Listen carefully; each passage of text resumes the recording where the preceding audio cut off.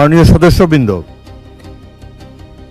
এটি নিয়ে 90টি বিল পাশ করা হয়েছে, একটি মাত্র বিল বাকি আছে এবং এই বিলগুলো পাশ করার ক্ষেত্রে সরকারি দল এবং বিরোধী দল যে চমৎকার সমঝোতা দেখিয়েছে এটাও কিন্তু সংসদীয় ইতিহাসে বিরল।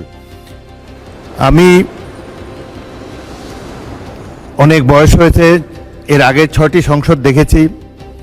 এত সুন্দর পরিবেশ, সহযোগিতামূলক পরিবেশ আগে কোনো সংসদে ছিল না।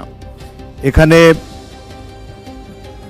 পুরনো সদস্য মোহাম্মদ শাহজাহান এবং গাজী নজরুল ইসলাম আছে, তাদেরকে জিজ্ঞাসা করে দেখেন অতীতের সংসদগুলোর সরকারি দল এবং বিরোধী দলের মধ্যে কী ধরনের পরিবেশ ছিল, কী ধরনের মনোভাব ছিল, কী ধরনের তির্যক অশ্লীল বাক্য বিনিময় হতো। সেই তুলনায় অনেক ভালোভাবে এই সংসদে শুরু হয়েছে।